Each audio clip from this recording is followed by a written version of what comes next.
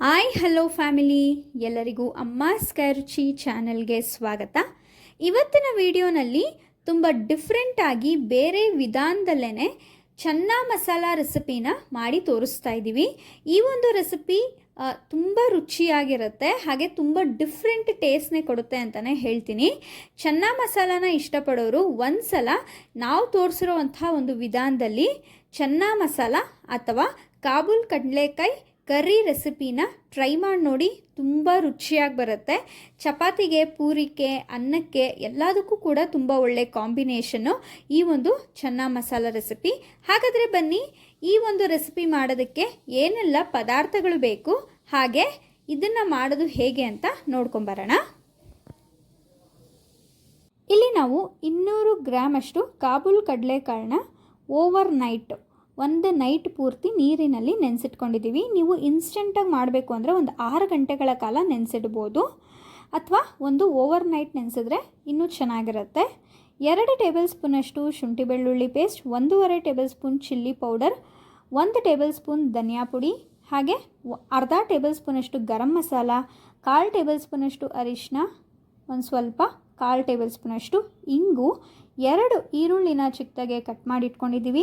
ಹಾಗೆ ಸ್ವಲ್ಪ ಕೊತ್ತಂಬರಿ ಸೊಪ್ಪನ್ನು ತೊಗೊಂಡಿದ್ದೀವಿ, ಸ್ವಲ್ಪ ಕರಿಬೇವಿನ ಸೊಪ್ಪು ಒಗ್ಗರಣೆಗೆ. ಹಾಗೆ ಇಲ್ಲಿ ಸ್ವಲ್ಪ ತೆಂಗಿನಕಾಯಿನ ಈ ರೀತಿ ಚಿಕ್ಕದಾಗೆ ಕಟ್ ಮಾಡಿ ಇಟ್ಕೊಂಡಿದ್ದೀವಿ. ಒಂದು 1/4 ಬಟ್ಲಷ್ಟು ತೊಗೊಂಡ್ರೆ ಸಾಕು. ಚಕ್ಕೆ, ಲವಂಗ, 1/4 ಟೇಬಲ್ ಸ್ಪೂನಷ್ಟು ಸೋಂಪು, ಹಾಗೆ ಸ್ವಲ್ಪ ಪೆಪ್ಪರ್, ಒಂದು 1/4 ಟೇಬಲ್ ಸ್ಪೂನಷ್ಟು ಪೆಪ್ಪರ್ ತೊಗೊಂಡಿದ್ದೀವಿ. 2 ಟೊಮ್ಯಾಟೋನ ತೊಗೊಂಡಿದ್ದೀವಿ. ರುಚಿಗೆ ತಕ್ಕಷ್ಟು ಉಪ್ಪು, ಹಾಗೆ ಇಲ್ಲಿ ಮಾಡೋದಕ್ಕೆ ಸ್ವಲ್ಪ ಎಣ್ಣೆನ ಬಳಸಿದ್ದೀವಿ. ಈಗ ಹೇಗೆ ಮಾಡೋದು ಅಂತ ನೋಡೋಣ. ಇಲ್ಲಿ ನಾವು ಒಂದು ಕುಕ್ಕರ್ಗೆ 1.5 ಚಮಚಷ್ಟು ನೀರನ್ನು ಹಾಕ್ಕೊಂಡಿದ್ದೀವಿ. ಈಗ ಇದಕ್ಕೆ ನಾವು ನೆನೆಸಿಟ್ಕೊಂಡಿರುವಂಥ ಕಾಬೂಲ್ ಕಡಲೆಕಾಳನ್ನ ಹಾಕೋತಾ ಇದ್ದೀವಿ. ಈ ಕಾಳು ಮುಳುಗೋಷ್ಟು ನೀರನ್ನು ಹಾಕ್ಕೊಂಡ್ರೆ ಸಾಕಾಗುತ್ತೆ. ನೋಡಿ, ಸ್ವಲ್ಪ ಕಾಳು ಮುಳುಗುವಷ್ಟು ನೀರನ್ನು ಹಾಕ್ಕೊಂಡ್ರೆ ಸಾಕು. ಈಗ ಇದಕ್ಕೆ ರುಚಿಗೆ ತಕ್ಕಷ್ಟು ಉಪ್ಪು, ಹಾಗೆ 1.5 ಟೇಬಲ್ ಸ್ಪೂನಷ್ಟು ಎಣ್ಣೆನ ಹಾಕೋತಾ ಇದ್ದೀವಿ. ಇದನ್ನು ಈಗ ಚೆನ್ನಾಗೆ ಒಂದು ಸಲ ಕ್ಲೀನಾಗೆ ಮಿಕ್ಸ್ ಮಾಡಿಕೊಂಡು ಕಾಬೂಲ್ ಕಡಲೆಕಾಳನ್ನ ನಾವು ಬೇಯಿಸ್ಕೊಬೇಕಾಗತ್ತೆ. ಈಗ ಕುಕ್ಕರ್ನ ಮುಚ್ಚಿ 4 ಕೂಗು ಕೂಗಿಸ್ಕೊತಾ ಇದ್ದೀವಿ. ನೀವು ಎಷ್ಟು ಚೆನ್ನಾಗೆ ಕಾಬೂಲ್ ಕಡಲೆಕಾಳನ್ನ ಬೇಯಿಸ್ಕೊತಿರೋ ಚನ್ನಾ ಮಸಾಲ ಅಷ್ಟು ಚೆನ್ನಾಗೆ ಬರುತ್ತೆ. ನೋಡಿ, ಈಗ ಚೆನ್ನಾಗೆ ಬೆಂದಿದೆ ಕಾಳು. ಈಗ ಇದನ್ನು ಆದಮೇಲೆ ಇಲ್ಲಿ ಒಂದು ಮಿಕ್ಸಿ ಜಾರ್ಗೆ ನಾವು 2 ಟೊಮ್ಯಾಟೋನ ಫಸ್ಟು ರುಬ್ಕೊಬೇಕು. ನೋಡಿ, ಈ ರೀತಿಯಾಗಿ ಟೊಮ್ಯಾಟೋನ ರುಬ್ಬಿ ಎತ್ತಿಟ್ಕೊತಿದ್ದೀವಿ. ಈಗ ಅದೇ ಒಂದು ಮಿಕ್ಸಿ ಜಾರ್ಗೆ ಚಕ್ಕೆ, ಲವಂಗ, ತೆಂಗಿನಕಾಯಿ, ಹಾಗೆ ಪೆಪ್ಪರು ಇಷ್ಟನ್ನು ಹಾಕ್ಕೊಂಡು, ಹಾಗೆ ಒಂದು ಅರ್ಧ ಟೇಬಲ್ ಸ್ಪೂನಷ್ಟು ಸೋಂಪು ಹಾಕಿ ಸ್ವಲ್ಪ ನೀರನ್ನು ಹಾಕಿ, ನೋಡಿ ಈ ರೀತಿಯಾಗಿ ಫೈನ್ ಪೇಸ್ಟು ಮಾಡ್ಕೋಬೇಕು. ಈಗ ಒಂದು ಬಾಣಲಿಗೆ ಇಲ್ಲಿ ನಾವು ಎಣ್ಣೆನ ಹಾಕೋತಾ ಇದ್ದೀವಿ.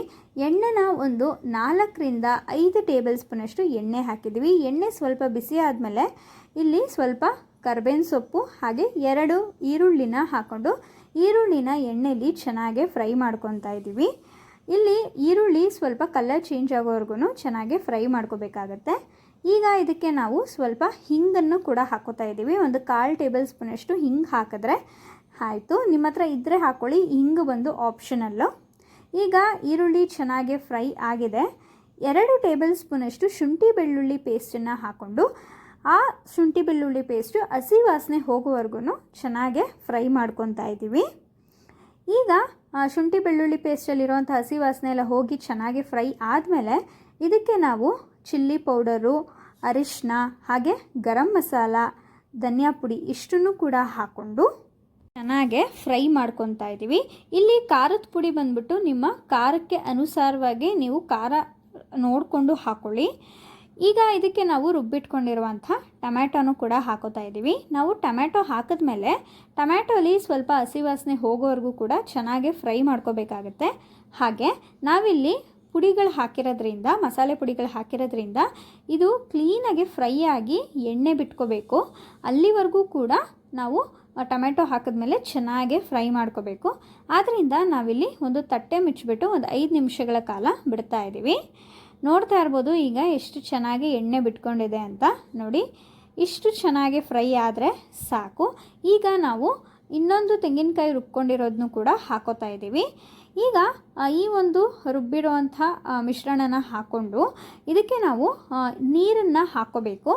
ಇಲ್ಲಿ ನೀವು ಕರಿಗೆ ಕಾಬೂಲ್ ಕಡಲೆಕಾಳನ್ನ ನೆನೆಸಿರ್ತೀರಲ್ವ, ಆ ನೀರನ್ನೇ ಹಾಕ್ಕೊಂಡ್ರೂ ಕೂಡ ಆಗುತ್ತೆ. ಹೊಸ ನೀರನ್ನೇ ಹಾಕೋಬೇಕು ಅನ್ನೋದು ಏನಿಲ್ಲ. ಕಾಬೂಲ್ ಕಡಲೆಕಾಳನ್ನ ನೆನೆಸಿರೋವಂಥ ನೀರನ್ನೇ ಹಾಕ್ಕೊಳ್ಳಿ. ನೋಡಿ, ನಿಮಗೆ ಕರಿ ಎಷ್ಟು ಕ್ವಾಂಟಿಟಿಲಿ ಬೇಕೋ ಅಷ್ಟು ಕ್ವಾಂಟಿಟಿಯಲ್ಲಿ ನೀರನ್ನು ಹಾಕಿ ಉಪ್ಪು ಖಾರ ಸ್ವಲ್ಪ ಚೆಕ್ ಮಾಡಿಕೊಂಡು, ಉಪ್ಪು ಕಡಿಮೆ ಆಗಿತ್ತು ನಮಗೆ, ಆದ್ದರಿಂದ ಸ್ವಲ್ಪ ಉಪ್ಪನ್ನು ಹಾಕಿ ಸ್ವಲ್ಪ ಹೊತ್ತು ಒಂದು 5 ನಿಮಿಷಗಳ ಕಾಲ ಒಂದು ತಟ್ಟೆ ಮುಚ್ಚಿ ನೋಡಿ ಈ ರೀತಿ ಚೆನ್ನಾಗಿ ಕುದಿ ಬರೋ ತನಕನೂ ಬೇಯಿಸ್ಕೊತಾ ಇದ್ದೀವಿ. ನೋಡಿ, ಕಾಬೂಲ್ ಕಡಲೆಕಾಳು ಎಷ್ಟು ಚೆನ್ನಾಗಿ ಬೆಂದಿದೆ. ಕೈನಲ್ಲಿ ಈ ರೀತಿ ಪ್ರೆಸ್ ಮಾಡಿದ್ರೆ ಅದು ಚೆನ್ನಾಗಿ ಸ್ಮ್ಯಾಶ್ ಆಗಬೇಕು. ಅಲ್ಲಿವರೆಗೂ ಕೂಡ ಆ ಕಾಬೂಲ್ ಕಡಲೆಕಾಳನ್ನ ನೀವು ಚೆನ್ನಾಗಿ ಬೇಯಿಸ್ಕೊಬೇಕು. ನೋಡಿ, ಈಗ ನಾವು ಕಾಬೂಲ್ ಕಡಲೆಕಾಯಿನ ಹಾಕ್ಕೊಂಡು ಚೆನ್ನಾಗೆ ಮಿಕ್ಸ್ ಮಾಡ್ಕೊತಾ ಇದ್ದೀವಿ. ಕಾಬೂಲ್ ಕಡಲೆಕಾಳು ಹಾಕಿದ್ಮೇಲೆ ಒಂದು 5 ನಿಮಿಷಗಳ ಕಾಲ ಆದಷ್ಟು ಚೆನ್ನಾಗಿ ಕುದಿ ಬರೋ ತನಕನೂ ಬೇಯಿಸ್ಕೊಳ್ಳಿ. ಯಾಕೆಂದರೆ ಆ ಕಾಳಿಗೆ ಉಪ್ಪು ಖಾರ ಅನ್ನೋದು ಚೆನ್ನಾಗೆ ಹಿಡಿಬೇಕು. ನೋಡಿ, ಈಗ ನಾವು ಚೆನ್ನಾಗೆ ಬೇಯಿಸ್ಕೊಂಡಿದ್ದೀವಿ. ಇದು ಚೆನ್ನಾಗಿ ಕುದಿ ಕೂಡ ಬಂದಿದೆ. ಕೊನೆಯದಾಗಿ ಇದಕ್ಕೆ ಸ್ವಲ್ಪ ಕೊತ್ತಂಬರಿ ಸೊಪ್ಪನ್ನು ಹಾಕ್ಕೊಂಡು ಚಪಾತಿ ಜೊತೆಗೋ ಪೂರಿ ಜೊತೆಗೋ ಅನ್ನ ಜೊತೆಗೋ ಸರ್ವ್ ಮಾಡಿದ್ರೆ ಆಯಿತು. ತುಂಬ ರುಚಿಯಾಗಿರುವಂಥ ಕಾಬೂಲ್ ಕಡಲೆಕಾಳು ಕರಿ ರೆಸಿಪಿ ಅಥವಾ ಚೆನ್ನ ಮಸಾಲ ರೆಸಿಪಿ ರೆಡಿಯಾಗೋಗುತ್ತೆ. ತಿನ್ನೋದಕ್ಕಂತೂ ತುಂಬ ಚೆನ್ನಾಗಿರುತ್ತೆ. ಕಾಬೂಲ್ ಕಡಲೆಕಾಳು ಪುಡಿ ಹಾಕದೇ ಇಲ್ಲಿ ನಾವು ಚೆನ್ನ ಮಸಾಲ ಪುಡಿ ಬಳಸ್ತೇ ಅಷ್ಟೇ ರುಚಿ ಕೊಡುವಂಥ ಕಾಬೂಲ್ ಕಡಲೆಕಾಳು ಕರಿ ರೆಸಿಪಿನ ಮಾಡಿ ತೋರಿಸಿದ್ದೀವಿ. ಚೆನ್ನ ಮಸಾಲಾನ ಇಷ್ಟಪಡೋರು ಒಂದು ಸಲ ಈ ರೀತಿ ನಾವು ತೋರಿಸಿರೋ ವಿಧಾನದಲ್ಲಿ ಟ್ರೈ ಮಾಡಿ ನೋಡಿ, ತುಂಬ ಚೆನ್ನಾಗಿ ಬರುತ್ತೆ. ಹಾಗೆ ಕಾಬೂಲ್ ಕಡಲೆಕಾಳಲ್ಲಿ ಪ್ರೋಟೀನು ಕೂಡ ಜಾಸ್ತಿ ಇರೋದ್ರಿಂದ ತುಂಬ ಹೆಲ್ದಿ ಕೂಡ ಹೌದು. ಚಪಾತಿಗಾಗಿರ್ಬೋದು, ಪೂರಿಗಾಗಿರ್ಬೋದು, ಅಥವಾ ದೋಸೆಗಾಗಿರ್ಬೋದು, ಅನ್ನಕ್ಕಾಗಿರ್ಬೋದು ತುಂಬ ಒಳ್ಳೆ ಕಾಂಬಿನೇಷನ್ ಈ ಒಂದು ರೆಸಿಪಿ. ಈ ಒಂದು ರೆಸಿಪಿ ನಿಮಗೆಲ್ಲ ಇಷ್ಟ ಆಗಿದೆ ಅಂತ ಭಾವಿಸ್ತೀನಿ. ಇಷ್ಟ ಆಗಿದ್ದರೆ ಅಮ್ಮಾಸ್ ಕೈರುಚಿ ಚಾನಲ್ನ ಸಬ್ಸ್ಕ್ರೈಬ್ ಮಾಡ್ಕೊಳ್ಳಿ. ಹಾಗೆ ಲೈಕ್, ಶೇರ್, ಕಮೆಂಟ್ ಮಾಡಿ. ನಿಮ್ಮ ಫ್ರೆಂಡ್ಸ್ ಆ್ಯಂಡ್ ಫ್ಯಾಮಿಲಿಗೂ ಈ ಒಂದು ವಿಡಿಯೋನ ಶೇರ್ ಮಾಡಿ. ನೀವು ಕೂಡ ಈ ರೆಸಿಪಿನ ನಿಮ್ಮ ಮನೆಯಲ್ಲಿ ಟ್ರೈ ಮಾಡಿ. ರೆಸಿಪಿ ಹೇಗೆ ಬಂತು ಅಂತ ನಮಗೆ ಕಮೆಂಟ್ ಮೂಲಕ ತಿಳಿಸೋದನ್ನ ಮರಿಬೇಡಿ. ಹಾಗೆ ಯಾರೆಲ್ಲ ಸಬ್ಸ್ಕ್ರೈಬ್ ಮಾಡ್ಕೊಳ್ದೆ ಅಮ್ಮಾಸ್ ಕೈರುಚಿ ಚಾನಲ್ನ ನೋಡ್ತಾ ಇದ್ದೀರೋ ದಯವಿಟ್ಟು ಸಬ್ಸ್ಕ್ರೈಬ್ ಮಾಡಿಕೊಂಡು ನೋಡಿ ಅಂತ ಕೇಳ್ತಾ, ಈ ಒಂದು ವಿಡಿಯೋನ ನೋಡಿದ್ದಕ್ಕಾಗಿ ಎಲ್ಲರಿಗೂ ತುಂಬು ಹೃದಯದ ಧನ್ಯವಾದಗಳು.